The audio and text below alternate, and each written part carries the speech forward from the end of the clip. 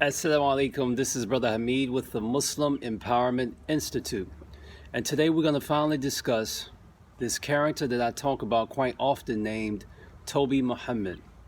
Who is he? What's his origin? And what's his significance within the Black American Muslim community? But first, to quote one of our Black Muslim scholars in America, Dr. Sherman Jackson, he stated in his book, Islam and the Black American Looking Toward the Third Resurrection, and I'm just paraphrasing here, he talked about the seemingly reverse effect that Islam was having on the consciousness of black people. He said that under the Islam of the Honorable Elijah Muhammad, where education, work, and community uplift were synonymous with black Muslim, Sunni Islam was invoked as a reason not to work for the infidel, and not to be educated in the infidel's institutions, and not to be involved in the infidel's community. He said that the stricter a black American Sunni Muslim adhered to Islam, the less educated he would be, the less gainfully employed he would be, the less civic-minded he would be. He said under the immigrant influence understanding of Islam, Islam became the cause rather than the solution to the problem of black American dysfunctionality in America. Now, when I read this quote, it was like hearing thunder and lightning. This was the most powerful quote in the book to me, and it influenced me to write my book of satire, From the Back of the Bus to the Back of the Camel, analyzing the psychology of Toby Muhammad, which in the book I give my own personal explanation of the quote from Dr. Jackson that I just mentioned. And just going back a bit to provide some context, in 1975, after the departure of the Honorable Elijah Muhammad, his son Imam Warfdi Muhammad, may Allah forgive him and have mercy on him, took control of the Nation of Islam. And they began to transition into quote-unquote orthodox or mainstream Islam. The Nation of Islam at this point was no more. And not to say that it was necessarily the fault of Imam Muhammad, but through him linking black Muslims with the rest of the Muslim world, the floodgates were open for Toby Muhammad to exist. Black Muslims started to go overseas to the Muslim world. At least a few black Muslims did around the 70s, early 80s, and more so in the 90s. And they studied the different Islamic disciplines like Aqidah, Fiqh, Hadith, Tafsir, and of course the Arabic language. Now, when those black American Muslims returned, they returned with a new dress code. They returned with a new appearance. They returned with a new type of speech. They returned as different people. They left as eager and well-intended, sincere black Muslims who didn't know a whole lot about the Quran and Sunnah. And they returned with a new type of mindset, or so we thought was a new type of mindset. They returned as Toby Muhammad.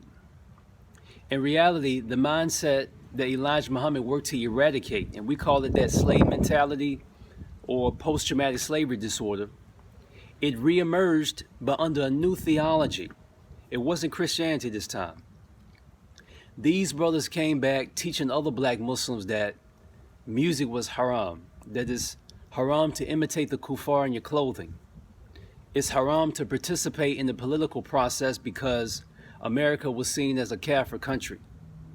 It's haram to advocate on behalf of black people, your own people, and speak on black issues.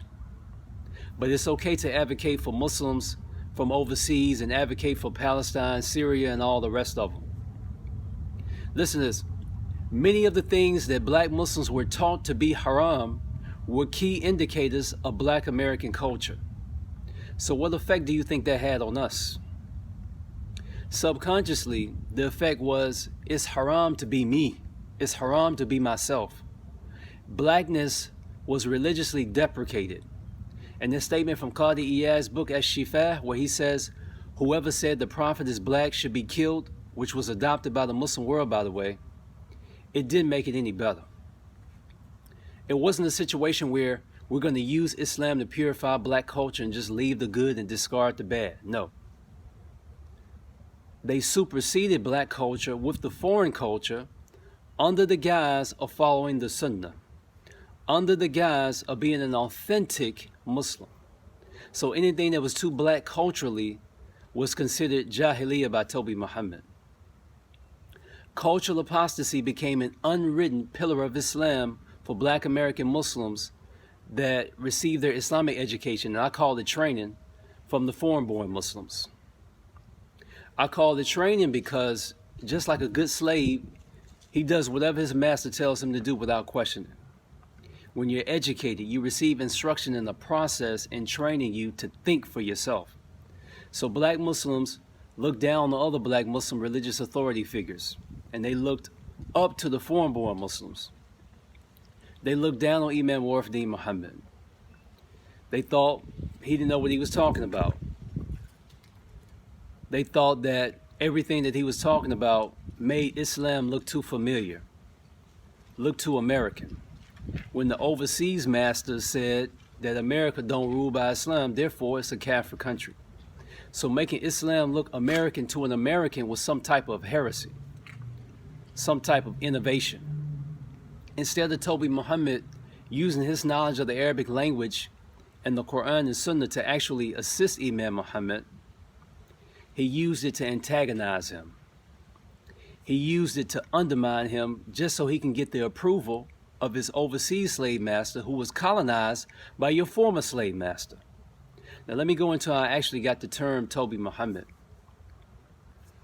I'm sure many of us saw the film Roots or read the book. The main character, Alex Haley's ancestor Kunta Kinte, who was also a Muslim, when he was taken from Africa and brought to America to be a slave to the European, they renamed him Toby. So Toby was like Kunta Kinte's Uncle Tom alter ego. Toby was an American name, and Kunta Kinte was, of course, an African name. Toby represented the coerced slave identity, and Kunta Kinte represented the free African that loved his culture, that loved his homeland, that was resistant to what these Europeans were trying to indoctrinate him with. So Toby was like the antithesis of this.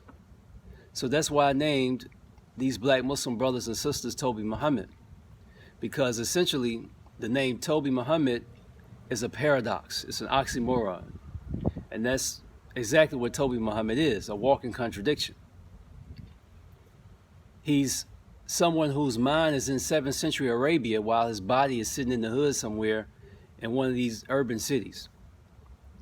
According to Toby Muhammad, righteousness is merely an externalized phenomenon. Essentially, he wears Islam on his sleeve. See, he thinks that if I look the part, wear my Halloween costume, if you will, in order to look like a foreign-born Muslim, as he thinks dressing in the Sunnah is to look foreign so I don't imitate the kuffar, then that's really all I need to do. You know, I can talk with a foreign accent, I can speak al-Lughat al-Arabiya, the Arabic language, I can talk all of this Islamic lingo. If I look the part, then that's all that's necessary for me to be a good Muslim. And this notion has really destroyed Black Muslims in many of these northeastern cities. So it's okay for Toby to marry a Muslima today and another next week and have them both pregnant and on government assistance. Because Toby believes it's a bid'ah to prevent pregnancy. And then he can just do his thing, maybe slang some dope on the side or do some dope on the side or do illegal stuff to make a living. As long as I look pious, I don't have to be pious, because my Arab or Pakistani daddy, all he taught me was the Islamic sciences. He didn't teach me manhood, how to work and take care of a family, how to use Islam to benefit myself and my culture and my community. This is the teaching that he really needed. And keeping with the marriage discussion, you know, Toby said, I need to marry a real Muslim. I need to marry an Arab woman so my kids can speak nothing but Arabic, as I heard someone say.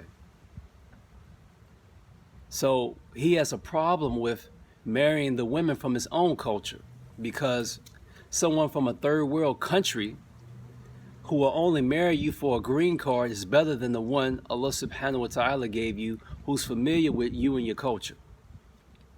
And the female Tobys are the same, and probably worse.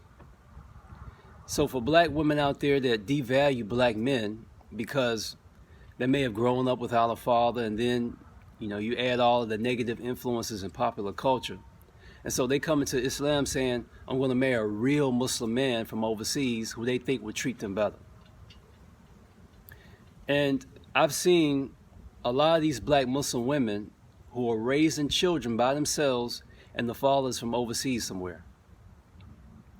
Single parentage outside of Islam, single parentage in Islam. Same thing, no different. You know, the Nation of Islam, they were able to clean up our people from drugs, gangbanging, whoredoms. Once upon a time, to be Muslim was to be black. The Nation of Islam, they appropriated Islam in America. They weren't trying to imitate nobody. But all Toby Muhammad did was just Islamicize Jahiliyyah. He's still a whoremonger. Now he's just going through Muslimas, getting married every other day. No different. It's just with a different label now. Same script, just a different cast. But he went from gangbanging, now you're into gangbanging with the different Islamic groups, Salafis, Sufis, arguing about things in Islam that have been debated for 1,000 years. Stuck in theoretical Islam, overemphasizing stuff that don't really matter and will never be resolved. All that stuff that Toby brought from overseas has not been able to clean up our people. It hasn't alleviated black suffering, as Dr. Jackson stated. That this foreign immigrant infused Islam caused black American dysfunctionality, it didn't cure it at all. Now, you say that what Elijah Muhammad came with was kufr and shirk.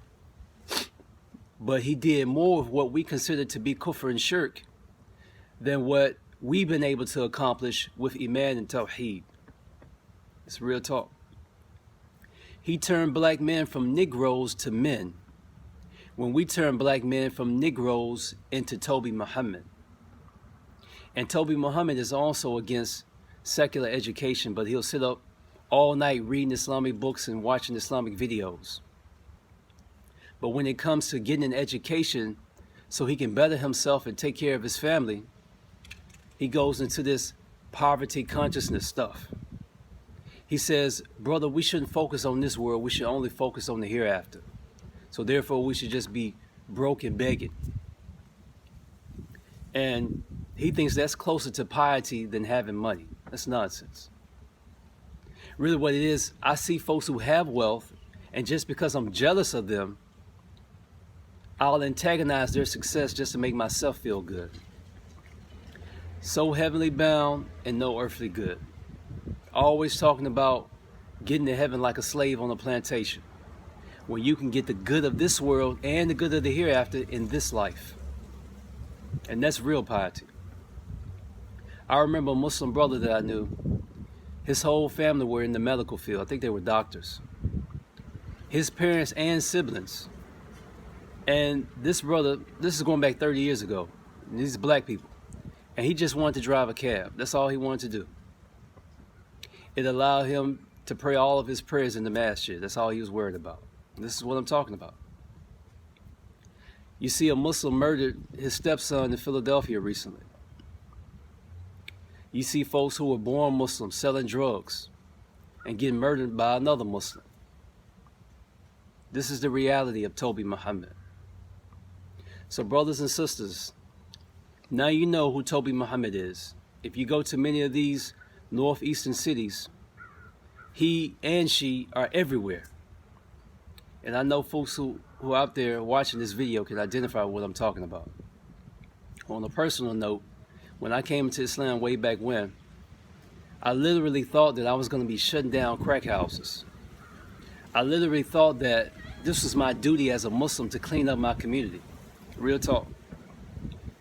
And when I came into the deen and encountered all of the folks pushing cultural apostasy like it's the sixth pillar of Islam, mainly the black folks who allow immigrant Muslims to brainwash them, it was disappointing. This self-hatred stuff that we inherited from our ancestors was dormant up until the time that many of us took our shahada. And inshallah, in order for Islam to return to having a transformative effect on black life, we have to take ownership in Islam. We have to make it our own, utilizing the Islamic tradition to address our social ills, This is what the Prophet did. No one is bearing their daughters today. However, this was a Jahili practice during the Prophet's time. And the Quran actually speaks on this. But we don't see ourselves in the Quran. We need to reclaim indigenous religious authority and essentially stop listening to religious rulings from folks that don't look like us and don't know or even care about our experience. And we have to unite as black Muslims. Most of the stuff we argue about and our religious disagreements that we inherited from folks from overseas don't even matter. We got all these folks talking about the creed of the Salaf based on 1,000 different scholars who were not alive during the time of Prophet Muhammad sallallahu alaihi wasallam. And then I've seen black Muslims march for Black Lives Matter. I've seen black Muslims go and march and get arrested for the Dreamers and the DACA people. I've even seen black Muslims even advocate for the LGBT people. So we can unite with non-Muslims all day, but we can't unite from amongst each other. We got to start this third resurrection within the black Muslim community.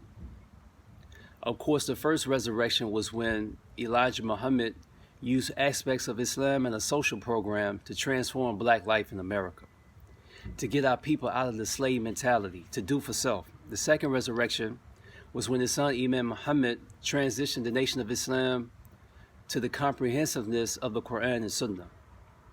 And for the third resurrection, it's going to involve getting rid of this Toby Muhammad syndrome and getting off of the back of the camel and doing for ourselves and actually trying to understand Islam instead of just quoting Imam so-and-so.